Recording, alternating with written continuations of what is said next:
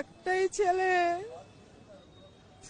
আজকে বিনা চিকিৎসায় চোখের সামনে মারা গেল, বিনা চিকিৎসাতে।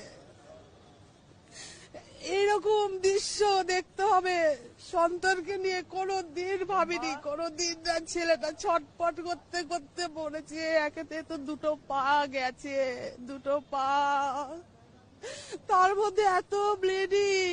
ছেলেটা কত যে কষ্ট পেয়েছে, কত যে কষ্ট পেয়েছে, প্রচুর কষ্ট পেয়েছে, প্রচুর কষ্ট পেয়েছে, প্রচুর কষ্ট পেয়ে মারা গেছে চোখের সামনে। ডাক্তাররা আন্দোলন করছে, যেই কারণেই মূলত হয়তো আজকে আপনার ছেলে ট্রিটমেন্ট পেল না, কি বলবেন আপনি?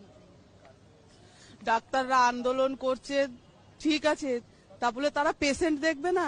তারা রুগী দেখবে না? রুগীদেরকে মৃত্যুর মুখে ঠেলে দিচ্ছে। এক একটা মায়ের কোল খালি হয়ে যাচ্ছে, মায়ের কোল খালি হচ্ছে, কারোর আপনজনরা চলে যাচ্ছে। তাহলে এগুলো কি কি বিচার চাইছে? কি বিচার চাইছে? এটা কিরকম বিচার?